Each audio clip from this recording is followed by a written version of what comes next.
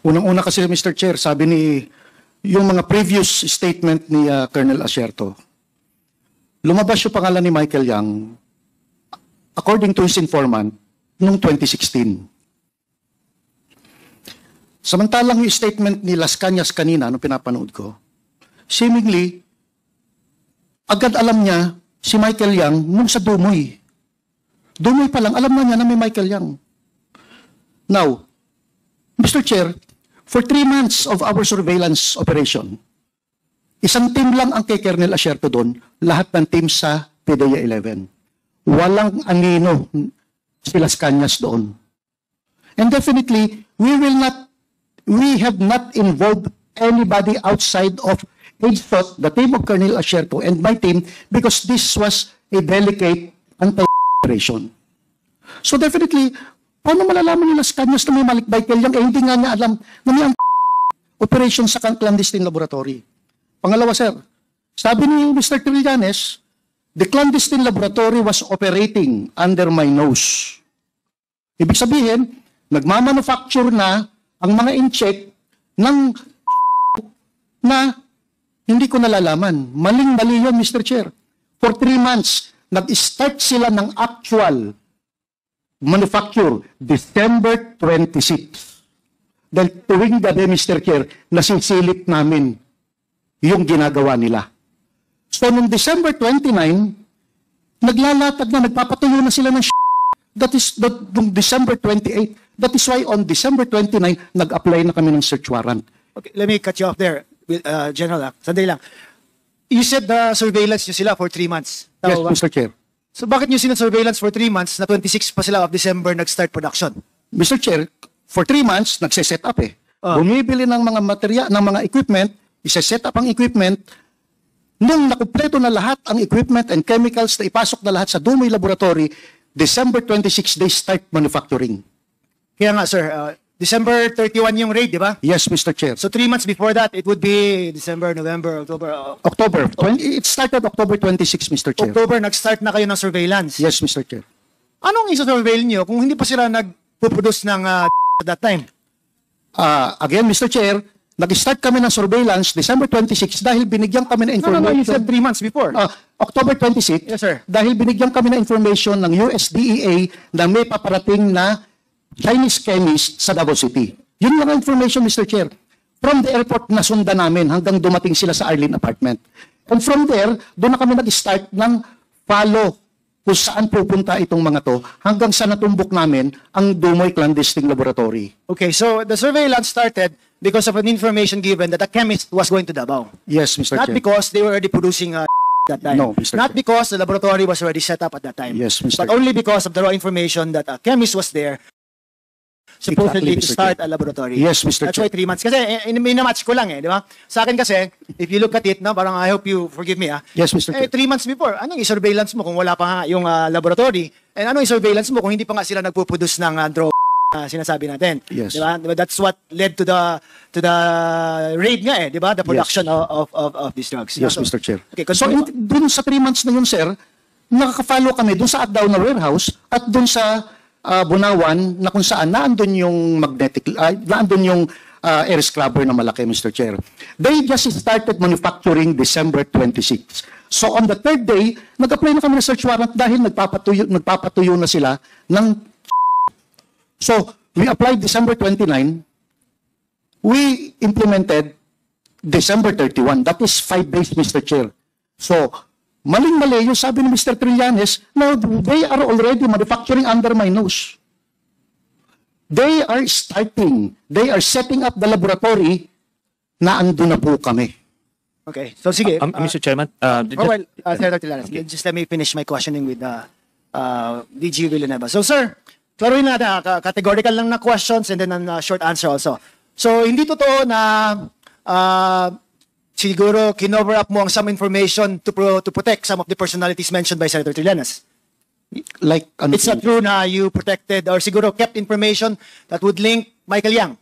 wala pong Michael Yang sa laboratory, Mr. Chair. You did not keep information that would keep information about Sami Uy being involved in drugs. Hindi ko kilala yun, Mr. Chair. Hindi mo kilala si Sami Hindi Uy? ko kilala si Sami Uy. In Davao? Yes, sir. Oh, it's pretty popular in Davao, Sa drugs ako Sa nakatutok, drugs. Mr. Chair. Okay, but as a Hindi ko businessman, kilala, hindi mo Mr. kilala Chair. sa MUA. Okay.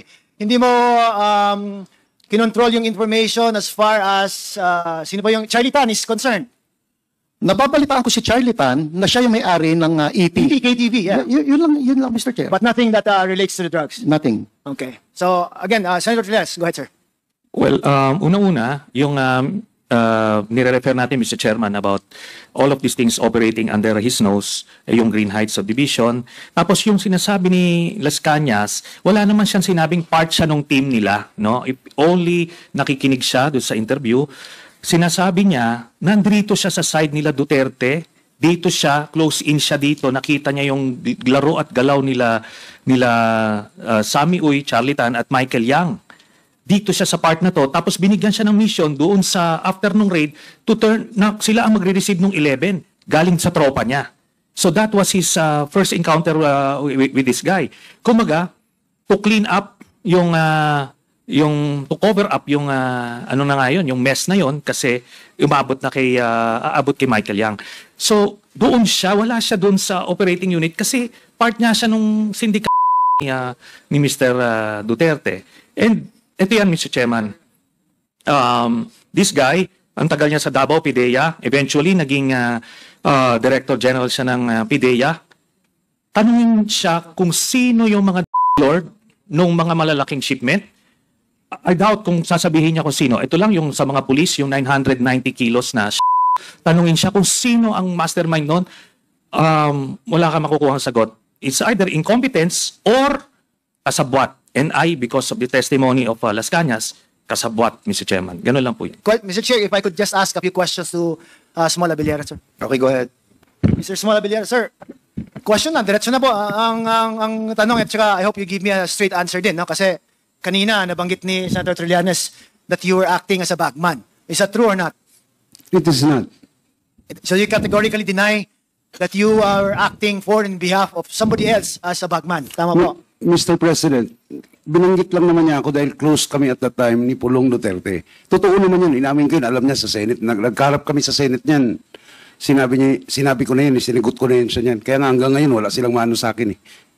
So you were saying that it's at that time, no? Close kayo at that time. Ngayon, hindi na kayo close. Mr. President, it is a known fact in Davao na kalaban ako ni Congressman Pulong Duterte. And would you care to explain bakit kalaban ka na ngayon na dati close kayo? Actually, hindi ko rin alam, Mr. President, kung bakit eh. Pareho lang din yan, hindi ko alam kung bakit ako ginadamay ni former Senator Trillanes, in which hindi ko naman dininay sa kanya, sa Senate, na nagkita kami ni Mark Taguba. Pero ginasabi ko na wala akong involvement din dahil nahindihan siya, alam niya yan eh. Alam niya nung nagkita kami, na sinabi ko na nagkita kami nung Jack, a certain Jack, na hindi ko siya pakilala, nung pinakilala sa akin yan, alam nila na hinindihan ko na sila eh. Kaya hanggang ngayon, wala silang madikit sa akin. So, pero ito yung allegations na close kayo and you're acting as the front of members of the former administration's family, di ba? And you're categorically denying it. And now you're also saying na ngayon, hindi na kayo close kasi all of a sudden you just stop being friends, but you also don't know the reason why. Tama po ba? Hindi ko alam, Mr. President. Kaya sinasabi ko nga ulitin ko man, even sa nung nag-aaral pa si Congressman Pulong at saka ako, nag-aabot kami sa school, magkaibigan na kami. Nagkataon lang siguro na pareho kaming politiko at siyempre, natural lang. Nung vice mayor ko siya, konsehal niya ako. Kaya actually, Mr. President, kung pagbigyan niyo lang, lahat ng pictures na gina-present dyan ni ni Senator Trillanes is mga affairs yun sa city. It's either piyesta sa city, Kadayawan, Araw ng Davao, natural lang yun, kaibigan kami. So, vice mayor ko siya, konsehal ako. Ang sinasabi mo, you appear in those pictures because of your position as councilor and the position of Congressman Pulong Duterte as vice mayor at that time. And as a former close friend. And as a former close friend. Okay, I just tried to give you the chance to explain also because your name was mentioned kanina ni Senator Trillanes. Thank you, Mr. President. All right, so Senator Trillanes, of course, is a categorical denial on the part of Small that he acted as such, for Congressman Pulong, di ba? And other than insinuations kasi or allegations from from Art Las Cañas, do you have anything that would show remotely man lang that he actually acted as such? Si Small Abellera? Hindi po galing kay Mr. Las Cañas. Kanino po Mr. Chairman. nanggaling, sir? It was again born out of the Senate investigation, during which time si Mr. Mark Taguba mentioned or narrated yung events na yon na nagbigay siya ng pera. Hindi ko naman ho kilala personally si Mr. Small Abellero. His name was mentioned during the narration of events by Mr. Mark Taguba. So again, it's about weighing or profiling kung sino ba sa kanila ang nagsasabi ng totoo based on motivations. Ito lang, Mr. Chairman, kasi ini-include ko tong si Mr. Abellera dun sa case no, ni Lapulong. Ito yung facts. Meron pong 6.4 billion pesos na pumasok. Okay, pumasok, pero wala ang word.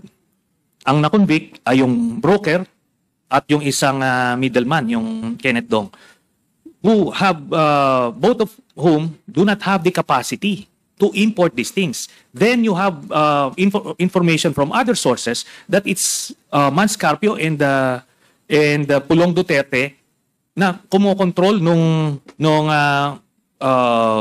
importations at that time sa Bureau of Customs.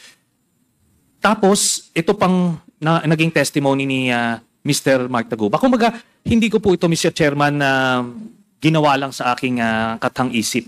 Kung hindi, ito ang resulta po ng investigation, Mr. Chairman. Okay, thank you, Senator Trinas. Now, Mr. Small Abellera, you testified earlier that you also know Mark Taguba, correct?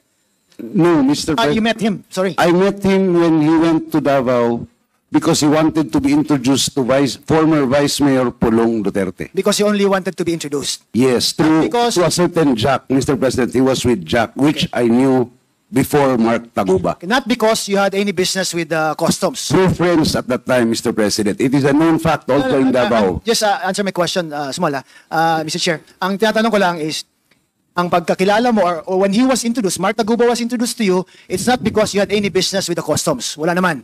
Wala, Mr. It's not President. because you were importing anything through the customs. Wala None, naman. Mr. President. So there was no need for you to know Mr. Mark Taguba who was then acting as a broker. Tama po ba?